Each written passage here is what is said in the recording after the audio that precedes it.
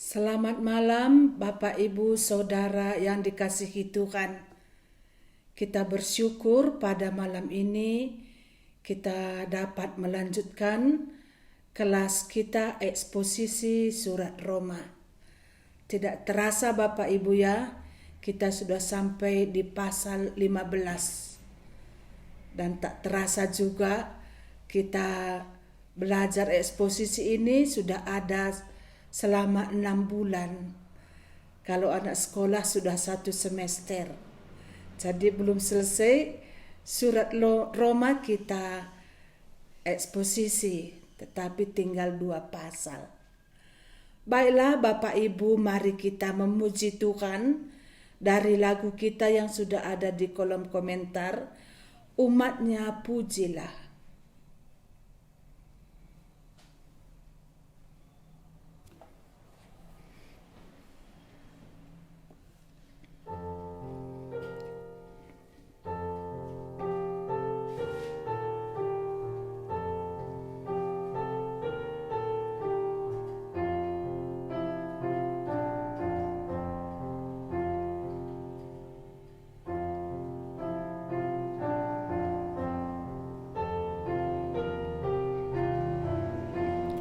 Umatnya pujilah, haleluya, amin, pada Kristus Raja, haleluya, amin, bersama bernyanyi di depan tatanya, pasti Ia berkenan, haleluya, amin, pandanglah Tuhanmu, haleluya, amin, pujilah padanya, haleluya, amin, gembala sobatku turun dari surga, kekalah kasih-Nya,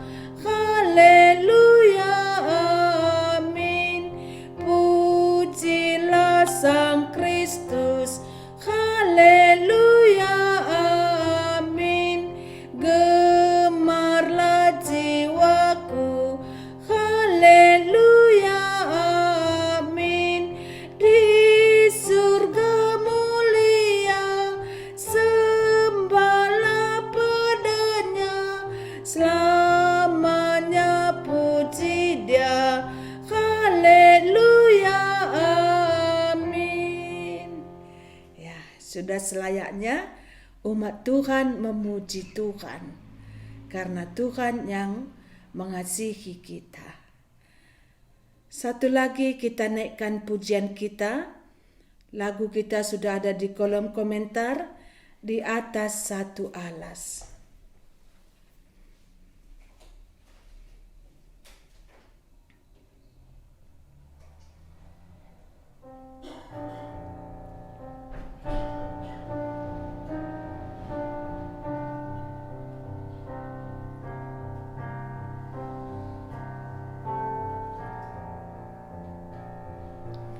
Di atas satu alas yang kuat dan bakal,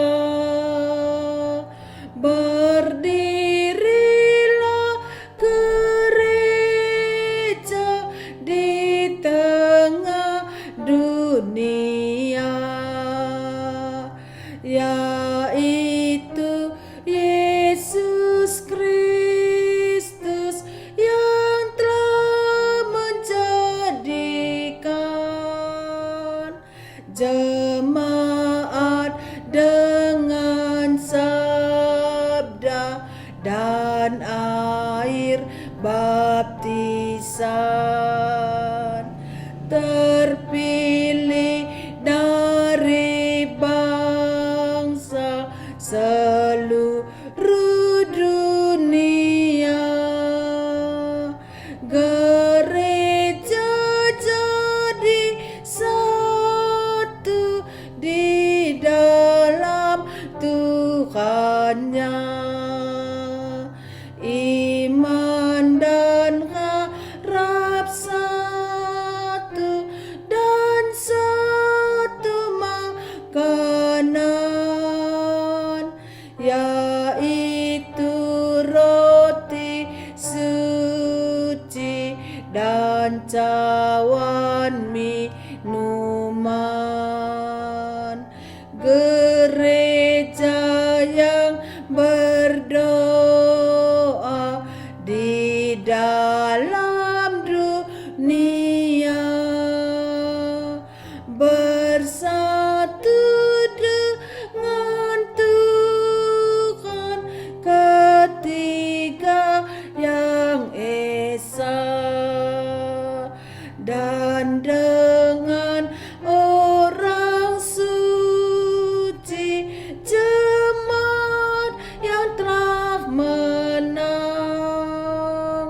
Beri kami bangkit juga ya Tuhan dalam terang.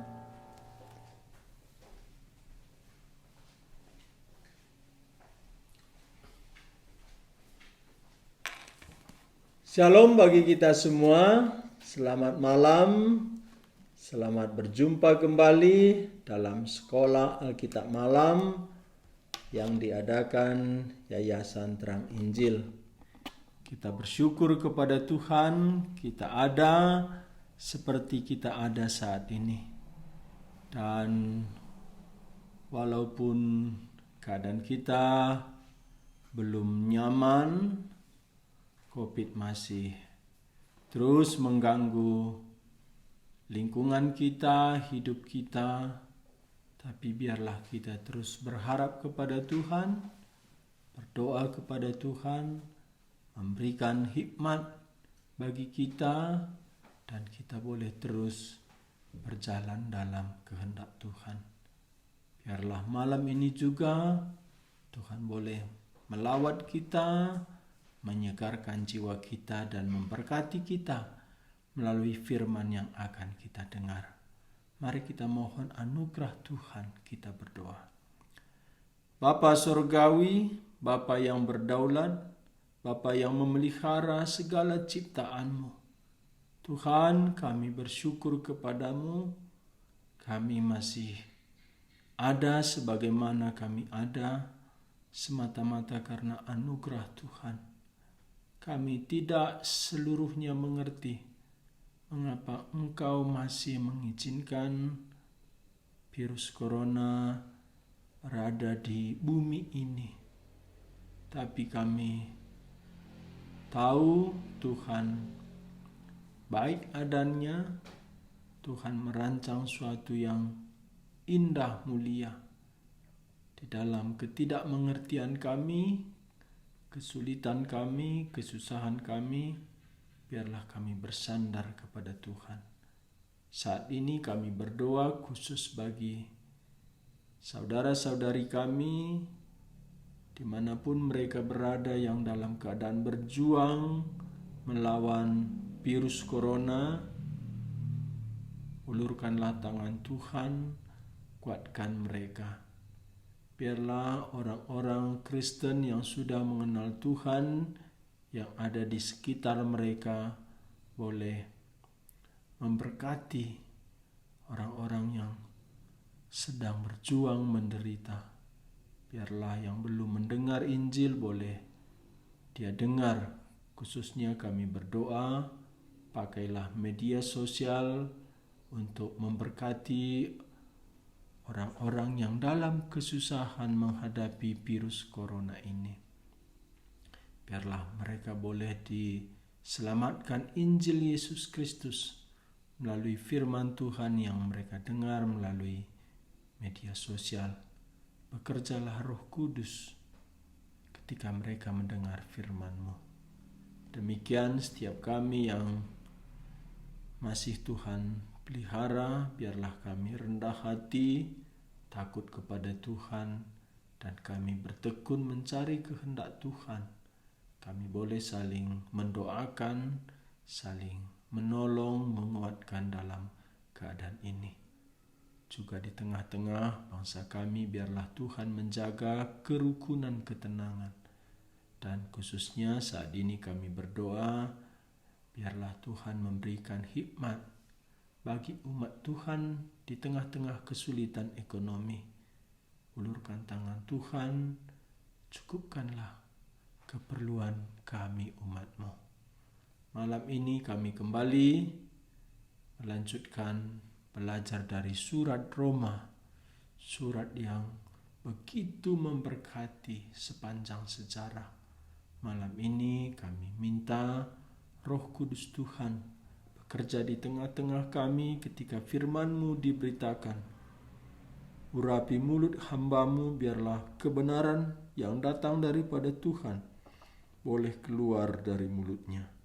Siapkan hati kami, buka pikiran kami, berkati setiap kami, jamah setiap kami. Kami mengharapkan cinta kasih Kristus di Kalvari turun atas kami malam ini. Dan semua peralatan kami serahkan ke dalam tangan Kristus. Dan musuh Injil, musuh Yesus Kristus, setan iblis jauh daripada kami. Sekali lagi hamba-Mu yang lemah, hina, kami serahkan ke dalam tangan Kristus yang kuat. Biarlah kuasa Kristus boleh berkuasa atas dia, memberkati kami malam ini. Ini doa kami Bapa, dalam nama Tuhan Yesus kami berdoa, kami berharap. Amin. Bapak, Ibu, Saudara sekalian, betul tidak terasa kita sudah sampai malam ini pasal 15 Roma. Roma hanya 16 pasal dan malam ini kita masuk pasal 15. Mari kita buka Alkitab kita, Roma pasal 15. Kita baca dari ayat 1 sampai ayat 13. Bapak, Ibu, Saudara sekalian boleh di rumah buka Alkitab atau dari handphone. Saya membaca dari sini. Roma 15 ayat 1 sampai 13. Lembaga Alkitab Indonesia memberi judul di sana orang yang lemah dan orang yang kuat. Ya, ayat 1. Kita yang kuat wajib menanggung kelemahan orang yang tidak kuat. Dan jangan kita mencari kesenangan kita sendiri. Setiap orang di antara kita harus mencari kesenangan bersama. Sesama kita. Saya ulang ayat 2. Setiap orang di antara kita harus mencari kesenangan sesama kita demi kebaikannya untuk membangunnya.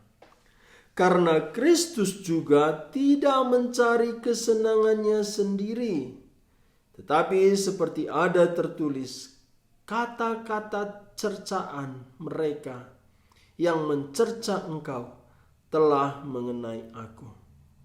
Sebab segala sesuatu yang ditulis dahulu telah ditulis untuk menjadi pelajaran bagi kita, supaya kita teguh berpegang pada pengharapan oleh ketekunan dan penghiburan dari kitab suci.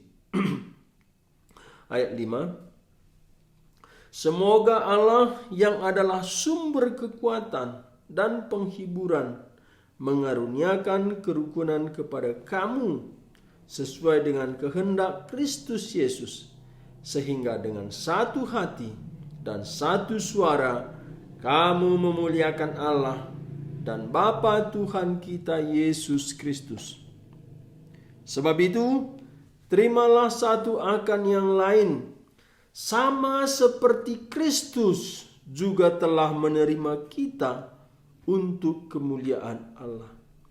Yang aku maksudkan ialah bahwa oleh karena kebenaran Allah, Kristus telah menjadi pelayan orang-orang bersunat untuk mengokohkan janji yang telah diberikannya kepada nenek moyang kita, dan untuk memungkinkan bangsa-bangsa supaya mereka memuliakan Allah karena rahmat-Nya seperti ada tertulis, sebab itu aku akan memuliakan engkau di antara bangsa-bangsa dan menyanyikan mazmur bagi namamu. Dan selanjutnya, bersukacitalah hai bangsa-bangsa dengan umatnya. Dan lagi, pujilah Tuhan hai kamu semua bangsa-bangsa. Dan biarlah segala suku bangsa memuji Dia. Dan selanjutnya kata Yesaya, taruk dari pangkal Isai akan terbit, dan ia akan bangkit untuk memerintah bangsa-bangsa. Dan kepadanya lah bangsa-bangsa akan menaruh harapan. Semoga Allah, sumber pengharapan, memenuhi kamu dengan segala sukacita dan damai sejahtera dalam imanmu, supaya oleh kekuatan Roh Kudus kamu berlimpah-limpah dalam pengharapan. Sampai di sini firman Tuhan kita baca. Kita melihat di sini akhir-akhir daripada surat Roma. Paulus kembali mengingatkan umat Tuhan, anak-anak Allah, supaya bersehati satu suara untuk memuliakan Allah Bapa Tuhan kita Yesus Kristus. Dan di sini kita melihat tujuan dari bersatu hati, bersatu suara, yaitu untuk kemuliaan Allah. Dan ini disebut doksologi, ya, pujian untuk memuliakan Allah. Inilah alasan Paulus, dia mengingatkan kita orang-orang Kristen supaya kita saling memperhatikan, saling mengasihi, saling mengutamakan satu dengan yang lain. Di sini bukan lagi Paulus berkata jangan menghakimi, tapi lebih jauh, biarlah kita saling memperhatikan. Jikalau umat Tuhan tidak bersatu, saling menyerang, seperti apa yang dikatakan Tuhan Yesus. Jikalau engkau saling mengasihi, semua orang tahu kamulah murid-muridku. Tapi jikalau kita saling menghakimi, saling menyerang, tak mungkin orang mengenal Kristus yang indah, yang mulia, yang penuh kasih di tengah-tengah kita. Sehingga Paulus di sini masih melanjutkan apa yang sudah dia katakan di pasal 14. Pasal 14 ayat 1 Paulus berkata, terimalah orang yang lemah imannya tanpa mempercakapkan pendapatnya. Pasal 15 ayat 1, kita yang kuat wajib menanggung kelemahan orang yang tidak kuat, dan jangan kita mencari kesenangan kita sendiri. Ini searah, sejajar. Tapi Paulus di sini sudah menekankan orang yang lebih berpengetahuan, lebih rohani. Biarlah mereka lebih berpengertian menerima orang-orang yang lemah imannya. Siapakah yang di sini dikatakan orang yang kuat imannya? Siapa di sini orang yang lemah imannya? Paulus sudah berkata dalam pasal 14, orang yang yakin bahwa ia boleh makan segala jenis makanan, orang itulah yang kuat imannya.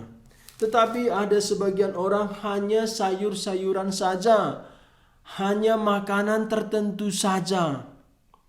Di sini Paulus mengkategorikan dirinya, menganggap dirinya di bagian orang yang kuat imannya. Karena Paulus sudah berkata, aku yakin dalam Tuhan Yesus semua makanan boleh dimakan. Pasal 14 ayat 14.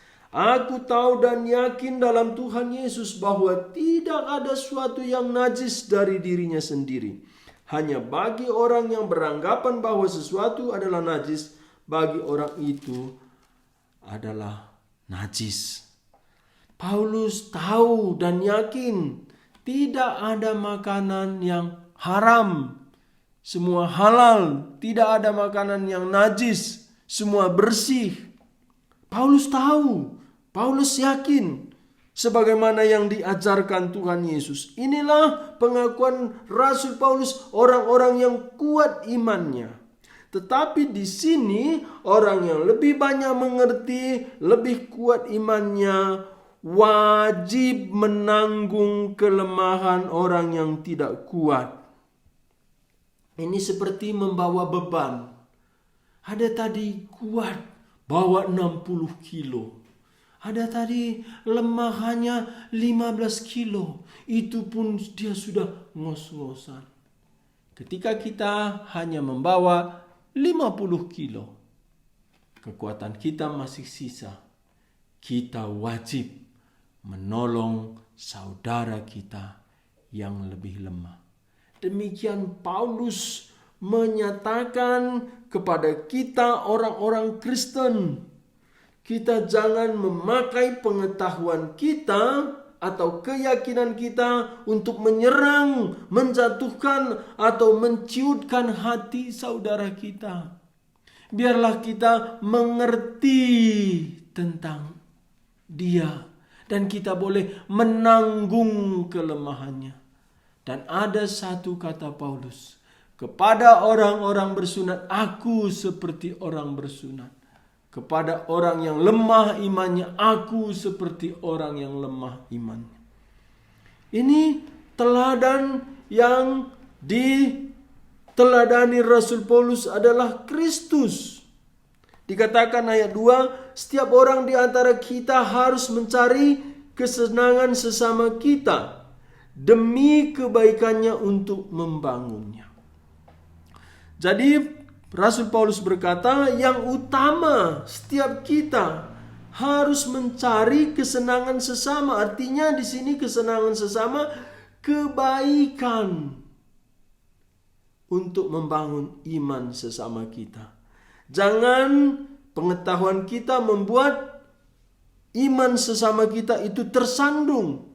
Tapi biarlah pengetahuan kita membawa sesama kita makin bertumbuh, sesama kita makin diberkati, mereka akan memiripi Kristus. Di sini Paulus pakai kata wajib. Wajib. Kita yang kuat wajib menanggung kelemahan orang yang tidak kuat. Dan jangan kita mencari kesenangan kita sendiri. Di sini wajib tidak mencari kesenangan sendiri. Pasal 14 ayat 1 dan 2 itu dikatakan terimalah. Oh, ini apa artinya? Kita toleransi pada hal-hal praktis yang bukan doktrinal. Pasal 16 nanti Paulus mengingatkan orang-orang Roma yang sudah menjadi Kristen supaya mereka berjaga-jaga, berhati-hati terhadap ajaran-ajaran palsu, yaitu doktrin-doktrin yang salah. Paulus dalam doktrin tidak kompromi. Kepada jemaat Galati, Paulus berkata, terkutuklah dia yang memberitakan Injil yang lain daripada apa yang sudah kuberitakan. Kepada jemaat di Korintus, Paulus berkata, jauhilah berhala, larilah daripadanya. Jadi Paulus tentang doktrin berhala juga dosa. Tidak tahukah kamu bahwa tubuhmu adalah bait Roh Kudus? Paulus dalam hal dosa dia keras. Aku seperti petinju, petarung. Bukan meninju angin, tapi aku meninju, memukul, melatih tubuhku. Sehingga dia tidak takluk kepada dosa. Tentang dosa Paulus tidak kompromi. Tentang penyembahan berhala tidak kompromi. Tentang ajaran Paulus tidak kompromi. Tetapi tentang hal-hal praktis yang bukan doktrinal, yang bukan dosa, yang bukan berhubungan dengan berhala, Paulus lunak sekali. Dan Paulus rela menyangkal diri tidak makan daging yang mengganggu iman umat Tuhan. Sehingga Paulus ayat 2 berkata, setiap orang di antara kita harus mencari kesenangan sesama kita demi kebaikannya untuk membangunnya. Kebaikannya membangunnya di sini supaya mereka memiripi Kristus. Karena Roma 8 ayat 29, inilah tujuan kita diselamatkan. Dalam Roma 8 ayat 29, supaya kita serupa dengan gambar anaknya. Jadi pengetahuan kita, iman kita di dalam persekutuan umat Tuhan, kita pakai untuk memberkati umat Tuhan yang lain. Jangan kita pakai untuk menjatuhkan umat Tuhan, tapi biarlah umat Tuhan hatinya dikuatkan, hatinya dibesarkan, semangatnya dimunculkan. Mereka lebih bertekun, lebih berani, lebih setia, lebih ingin memiripi Kristus. Inilah yang dimaksudkan Paulus untuk kesenangan sesama kita demi kebaikannya, untuk membangunnya. Berapa orang yang kita pengaruhi untuk mereka lebih berjuang mengikuti Kristus? Berapa orang yang kita semangati, yang kita hiburkan, yang kita tolong? Inilah tujuan. Kita diberi iman lebih kuat, pengetahuan lebih banyak. Dan Paulus melanjutkan ayat 3 alasan. Karena Kristus juga tidak mencari kesenangannya sendiri. Paulus meneladani Kristus. Kristus tidak mencari kesenangannya sendiri. Tetapi ada tertulis kata-kata tercercaan mereka yang mencerca engkau telah mengenai aku. Ini yang ditulis oleh pemazmur. Mazmur 69 ayat 10. Sebab cinta untuk rumahmu menghanguskan aku, dan kata-kata yang mencela engkau telah menimpa aku. Dan ini pernah ditulis Rasul Yohanes di Yohanes pasal 2. Bahwa Kristus disalah mengerti. Karena dia cinta akan rumah Tuhan, menghanguskan dia. Karena itu kata-kata orang mencela dia, menimpa dia, menyakiti dia. Apa di sini? Cinta akan rumahmu, menghanguskan aku. Apa di sini? Kata-kata cercaan mereka yang mencerca engkau telah mengenai aku. Di sini bukan karena Kristus sendiri, tapi ini karena Kristus harus menanggung hukuman dosa atas umat Tuhan. Ini berbicara tentang salib, penderitaan Kristus, penolakan Kristus, penghinaan kepada Kristus. Sebenarnya Tuhan kita Yesus bisa aman, tidak menderita, tidak disalah mengerti, tidak disiksa, tidak dipaku di atas salib. Itu tidak ada hubungannya dengan kepentingan Kristus.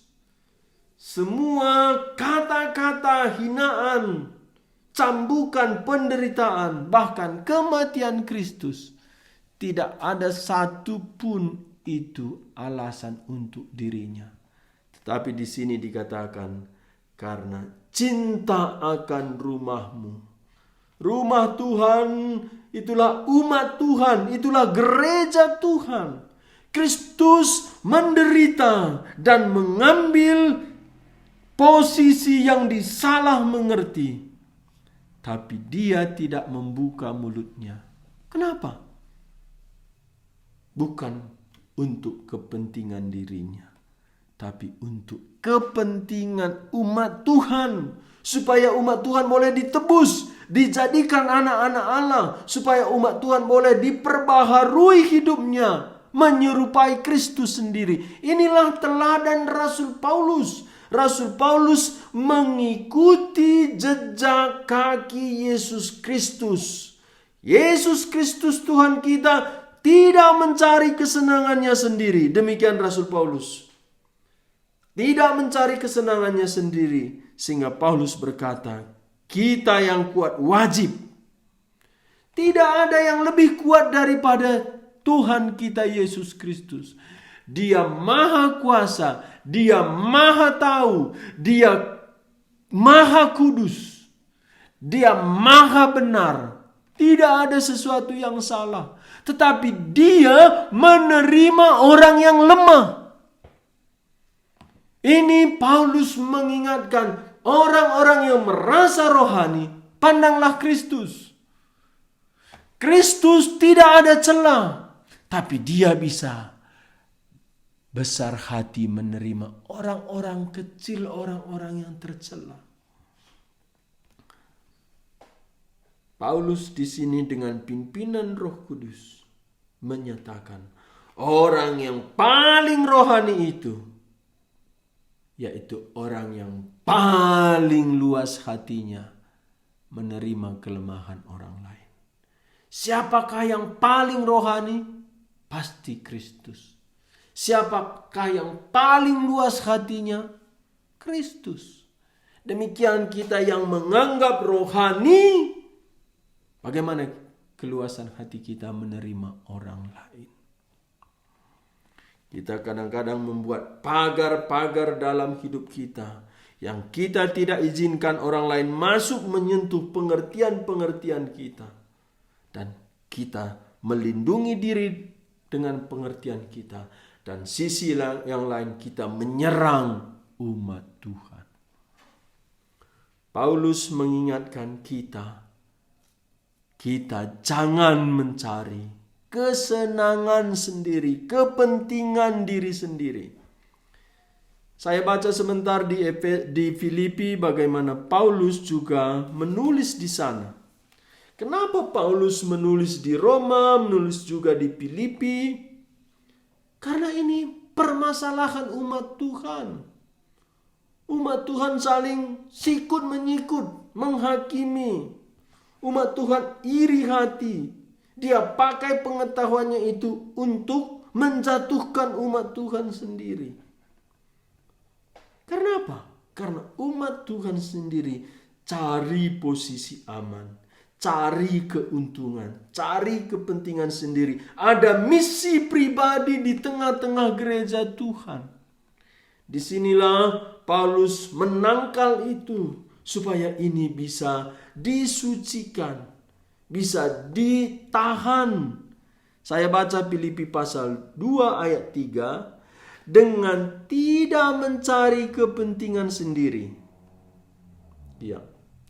Kalau kita baca di atas, dari atas ini, saya baca ayat 1. Jadi karena dalam Kristus ada nasihat, ada penghiburan kasih, ada persekutuan roh. Persekutuan roh di sini Roh Kudus menyatukan kita. Ada kasih mesra.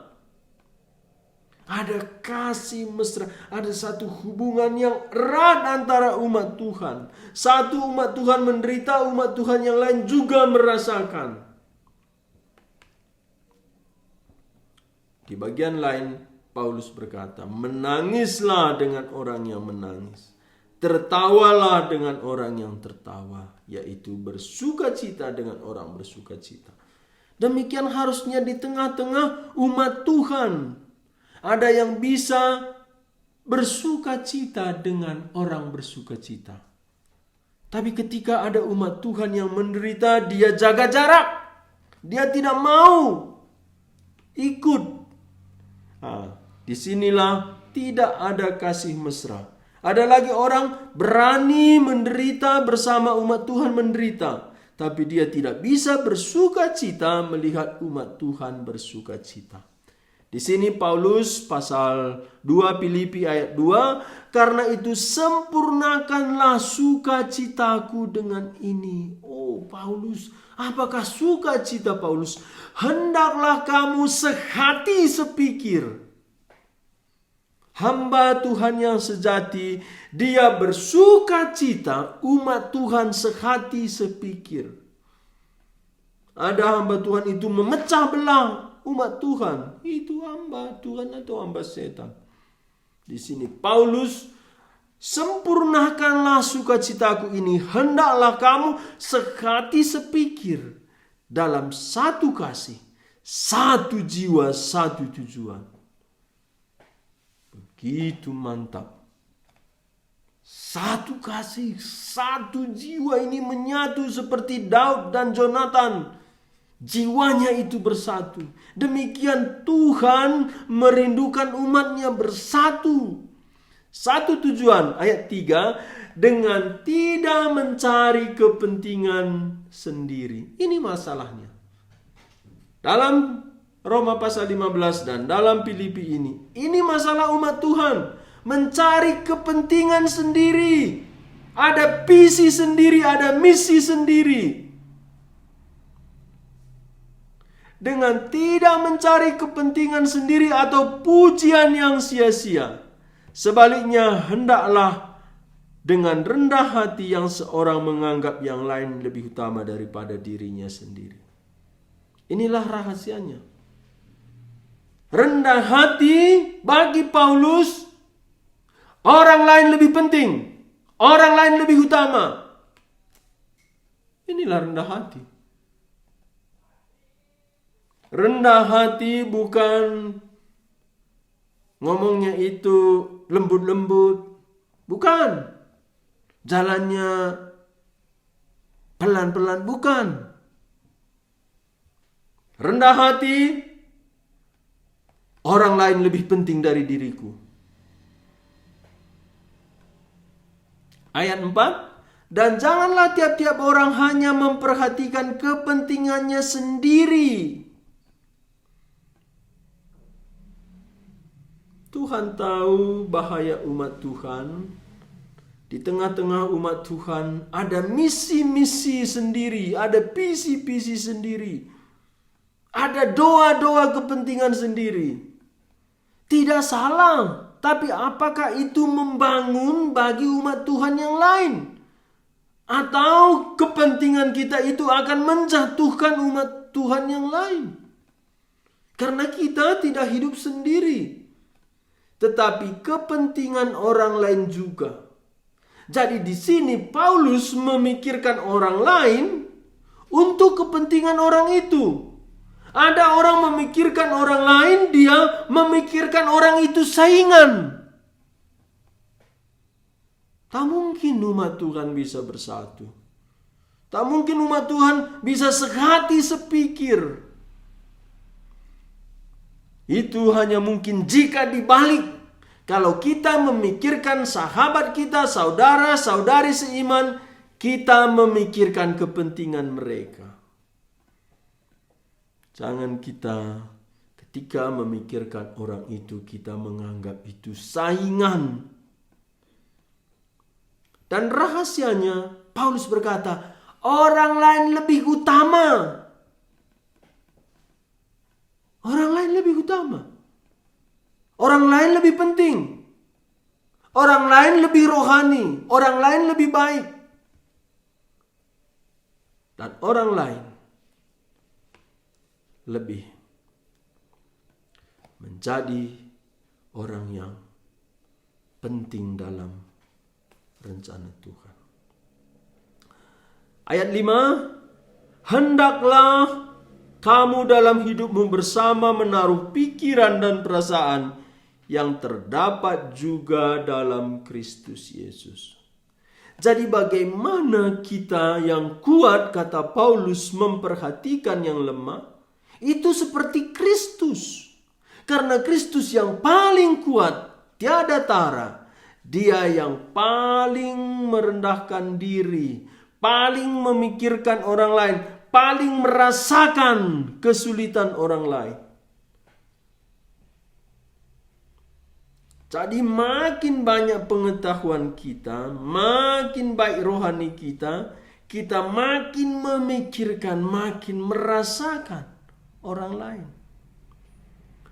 Dikatakan, hendaklah hidupmu bersama menaruh pikiran dan perasaan yang terdapat juga dalam Kristus Yesus. Apa itu? pikiran dan perasaan yang terdapat dalam Kristus Yesus ayat 6. Yang walaupun dalam rupa Allah, maksudnya dia Allah, tidak menganggap kesetaraan dengan Allah itu sebagai milik yang harus dipertahankan. Jadi dalam hal-hal yang praktis, kita tidak boleh mempertahankan pendapat kita. Biarlah kita mengakui orang lain lebih penting. Biarlah jikalau kita berhadapan dengan umat Tuhan, biarlah kita memikirkan kepentingan kerajaan Allah, kepentingan kemuliaan Tuhan. Ayat 7, melainkan telah mengosongkan dirinya. Di sini mengosongkan, meletakkan kemuliaannya dan mengambil rupa seorang hamba dan menjadi sama dengan manusia. Inilah keindahan orang Kristen. Orang Kristen kalau berkumpul itu menganggap orang Kristen yang lain lebih penting. Dia berlomba meletakkan keakuannya, kemuliaannya sama seperti Kristus. Ayat 8, dan dalam keadaan sebagai manusia ia telah merendahkan dirinya dan taat sampai mati, bahkan sampai mati di kayu salib. Demikian kita kembali ke Roma pasal 15. Paulus tadi berkata ayat 3, karena Kristus juga tidak mencari kesenangannya sendiri. Ya, kita sudah melihat bagaimana Kristus tidak mempertahankan, malahan mengosongkan dirinya sendiri.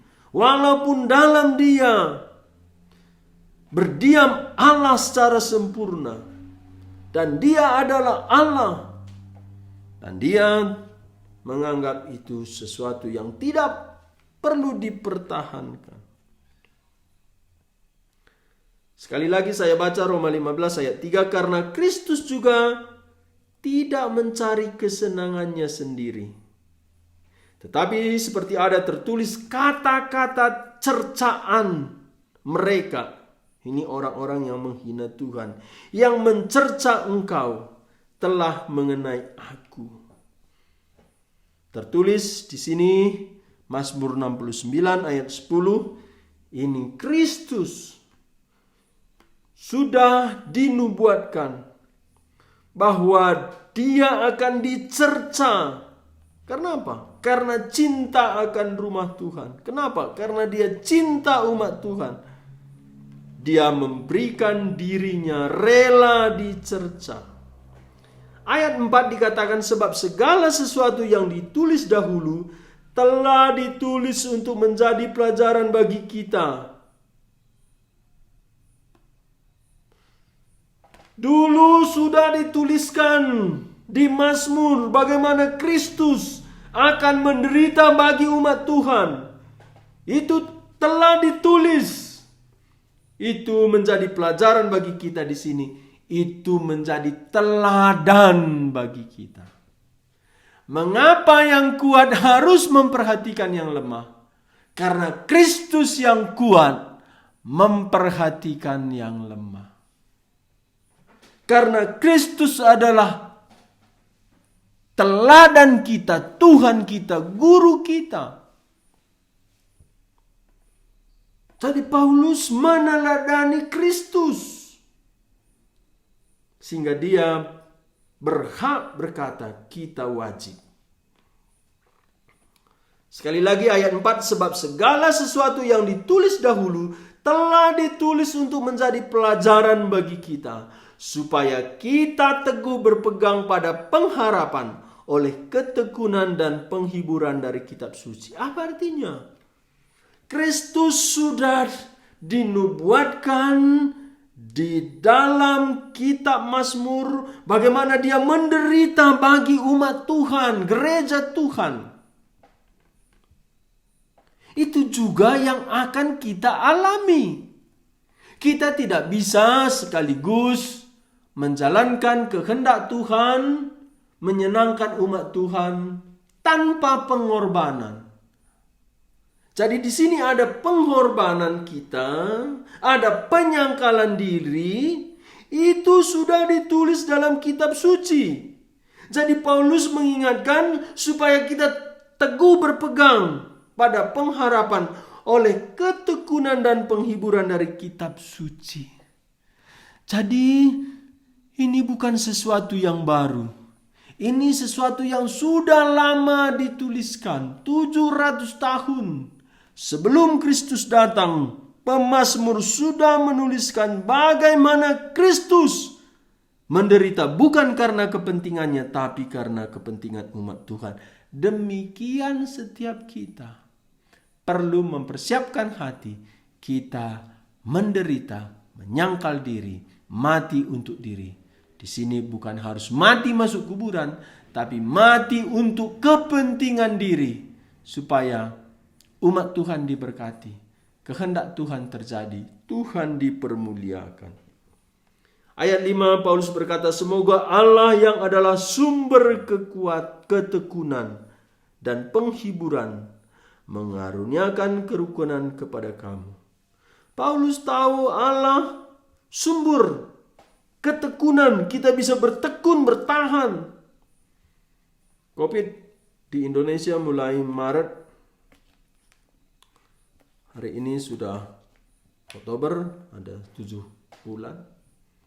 Bagaimana kita menghadapinya? Di sini kita tidak perlu tawar hati.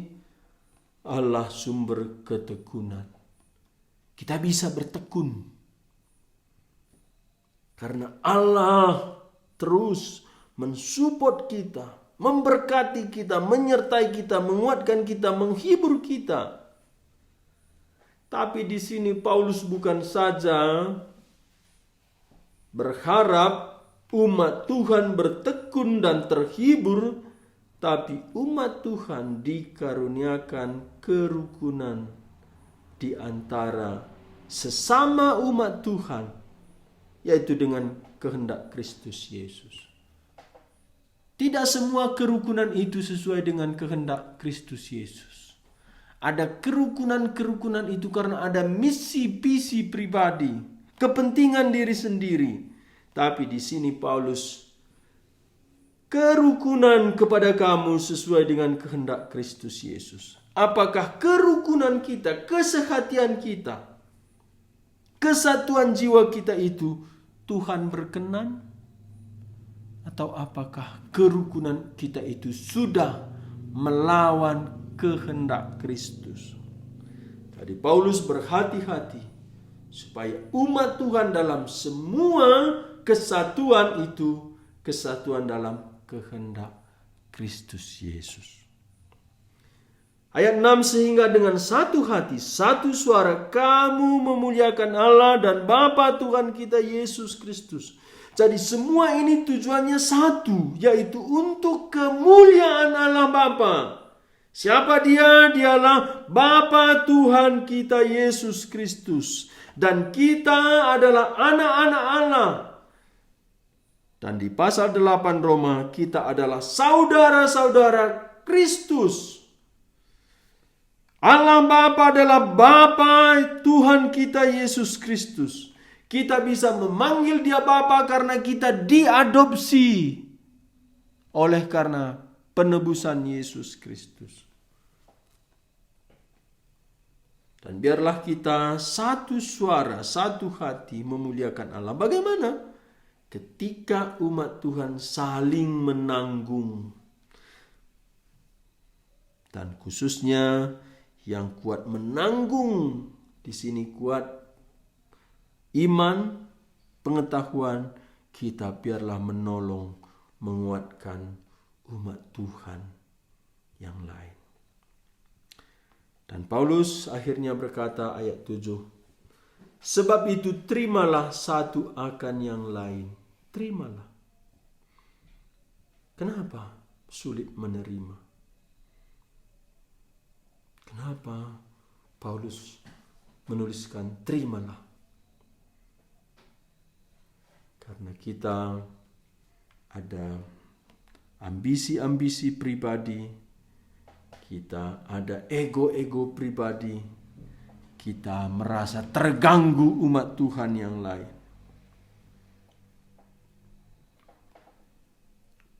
Di sini Paulus sudah mengingatkan tadi di surat Filipi pasal 2. Ketika kita berhadapan dengan umat Tuhan yang lain, kita menganggap umat Tuhan itu lebih penting. Mereka lebih layak dari kita. Kita memikirkan kepentingan mereka. Inilah terima satu akan yang lain. Sama seperti Kristus juga telah menerima kita untuk kemuliaan Allah. Jadi di sini kita menerima umat Tuhan yang lain. Ada perbedaan-perbedaan pendapat, pandangan. Ketika kita menerima itu, di situ Allah dimuliakan. Disitulah Allah Bapa, Tuhan Yesus Kristus dan Roh Kudus senang dengan kita.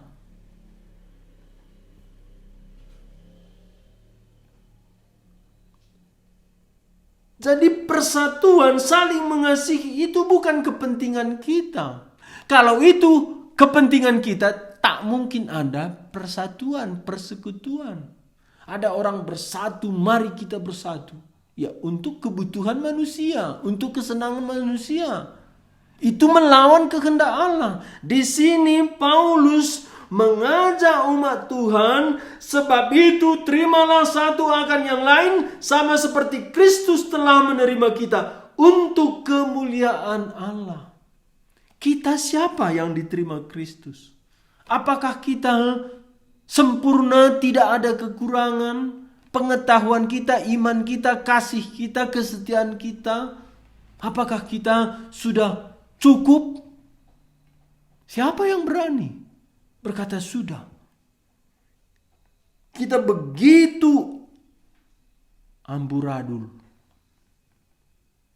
tapi Kristus menerima kita.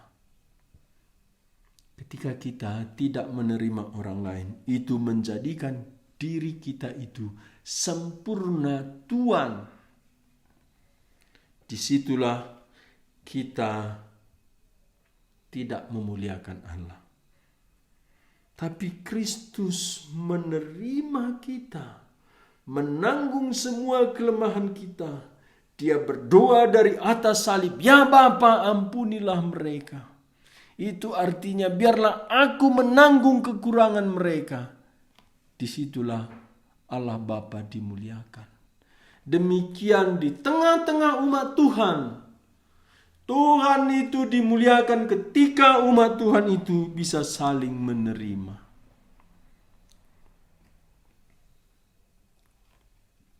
Kalau umat Tuhan saling menghakimi, itu pisau dari setan itu dilempar ke tengah-tengah umat Tuhan. Dan umat Tuhan memakai pisau dari setan, iblis itu, dengan menghakimi yang lain. Itu sangat-sangat menyakitkan. Dan itu mengurangi kemuliaan Allah. Tidak ada kemuliaan Allah jikalau umat Tuhan tidak menerima satu dengan yang lain. Sebab itu terimalah satu akan yang lain, sama seperti Kristus juga telah menerima kita untuk kemuliaan Allah. Kristus untuk kemuliaan Allah. Kita bersatu bersehati untuk kemuliaan Allah. Orang tidak bisa bersatu karena dia ada misi-visi bukan untuk kemuliaan Allah. Dia merasa terganggu, ada misi-visi dia. Dan dia tidak berani menyatakan misi-visi itu. Karena itu bertentangan dengan kemuliaan Allah. Dan inilah menghambat persekutuan, persatuan umat Tuhan. Di sini Paulus bersatu menerima satu dengan yang lain untuk kemuliaan Allah. Ayat 8, yang aku maksudkan ialah bahwa oleh karena kebenaran Allah, Kristus telah menjadi pelayan orang-orang bersunat untuk mengokohkan janji yang telah diberikannya kepada nenek moyang kita. Dalam Kristus kita dibenarkan. Dalam Kristus orang bersunat diterima menjadi umat Tuhan. Walaupun mereka orang Yahudi, mereka juga pelanggar-pelanggar Taurat. Demikian pasal-pasal sebelumnya. Untuk menebus umat Tuhan dari tuntutan Taurat, untuk menggenapkan janji kepada nenek moyang orang Israel, Kristus menjadi kebenaran Allah. Di dalam Kristus semua pelanggaran-pelanggaran umatnya Israel diampuni Allah. Israel ditebus Allah. Tapi bukan saja Israel, ayat 9. Dan untuk memungkinkan bangsa-bangsa ini di luar Israel, supaya mereka memuliakan Allah karena rahmat-Nya. Seperti ada tertulis, sebab itu aku akan memuliakan engkau di antara bangsa-bangsa dan menyanyikan mazmur bagi namamu. Di sini Paulus dengan wawasan dari Roh Kudus mengingatkan orang Kristen di Roma, mengingatkan kita hari ini kebenaran dalam Kristus. Mempersatukan bukan saja Israel, tapi bangsa lain juga. Jadi di sini semua bangsa-bangsa menjadi bersatu dalam Kristus. Disitulah Allah Bapa dimuliakan. Sehingga perintah Tuhan Yesus dalam Matius 28 ayat 19, jadikanlah segala bangsa muridku. Tujuannya itu untuk kemuliaan Allah.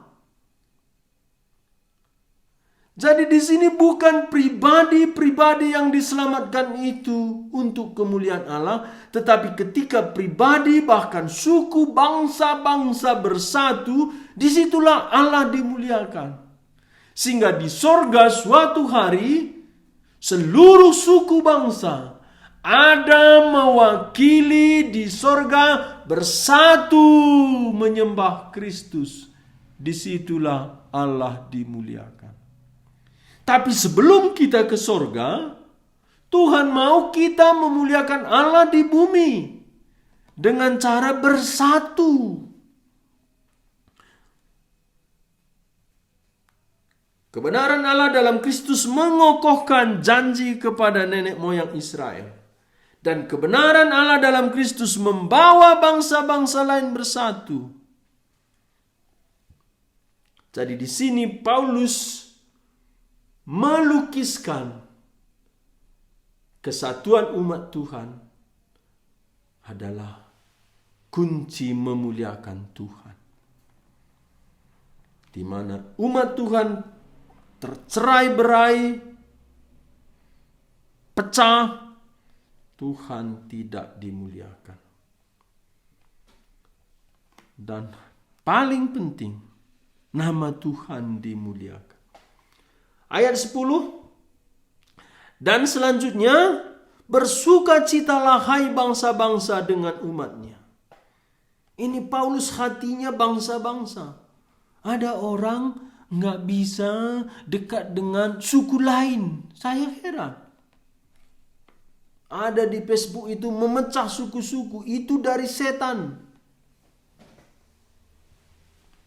Yang dari Tuhan, Tuhan ingin menyatukan suku bangsa-bangsa dalam Injil Yesus Kristus. Kita sehati, satu jiwa, satu suara, satu tujuan untuk menyembah Yesus Kristus bagi kemuliaan Allah. Di akhir-akhir surat Roma, Paulus mengingatkan kita. Ayat 11, dan lagi, pujilah Tuhan hai kamu semua bangsa-bangsa, dan biarlah segala suku bangsa memuji Dia. Ini Paulus terus mengingatkan kesatuan itu memuliakan Tuhan. Ayat 12, dan selanjutnya kata Yesaya, Taruk dan pangkat Isai akan terbit, dan ia akan bangkit untuk memerintah bangsa-bangsa, dan kepadanya lah bangsa-bangsa akan menaruh pengharapan. Di sini disatukan semua bangsa. Hanya satu tempat pengharapan, yaitu Mesias yang datang melalui keturunan Daud. Daud bapaknya Isai. Dan Mesias, Yesus Kristus Tuhan kita, datang melalui keturunan Daud. Dan itulah pengharapan bangsa-bangsa. Apa artinya? Disitulah bangsa-bangsa bersatu, menaruh pengharapan, memuji menyembah Kristus. Di sanalah Bapa dimuliakan. Ayat 13 kita selesai di sini. Semoga Allah sumber pengharapan memenuhi kamu dengan segala sukacita dan damai sejahtera dalam iman kamu, supaya oleh kekuatan Roh Kudus kamu berlimpah-limpah dalam pengharapan. Pengharapan ada satu kesatuan umat Tuhan di satu saat di sorga. Umat Tuhan bersatu, bersehati, sejiwa, setujuan menyembah Kristus demi kemuliaan Allah Bapa. Biarlah sebelum kita masuk kerajaan sorga, Tuhan Allah Bapa, Yesus Kristus dan Roh Kudus ingin umatnya bersatu di bumi, karena disitulah Bapa dimuliakan. Bagaimana Bapa dimuliakan? Ketika umat Tuhan menerima satu dengan yang lain. Puji Tuhan, biarlah hati kita makin luas seperti hati Kristus menerima bangsa-bangsa lain. Berbeda kulit, berbeda kebudayaan, berbeda latar belakang, berbeda karakter, tapi Kristus menerima, menelan kita. Demikian Tuhan mau. Di tengah-tengah perbedaan kita menaruh perhatian demi kebaikan umat Tuhan, demi kesatuan umat Tuhan. Tujuannya memuliakan Allah Bapa kita di dalam Yesus Kristus. Mari kita berdoa. Bapa Surgawi, biarlah kami meneladani Paulus seperti Paulus meneladani Kristus. Kristus yang menerima kami orang berdosa. Dan Tuhan kami Yesus Kristus mau dicerca, dicaci, menderita, dihina, bahkan mati untuk kepentingan kami umat Tuhan. Biarlah kami juga menaruh perasaan dan pikiran seperti Kristus untuk kebaikan umat Tuhan dan kesatuan umat Tuhan. Biarlah kami memikirkan orang lain melebihi diri kami sendiri. Ampuni kami ya Tuhan dalam semua kemunafikan kami, kepura-puraan kami, keegoisan kami. Seringkali kami seperti melayani umat Tuhan yang lain, tapi kami menaruh pengharapan supaya kepentingan kami tergenapi.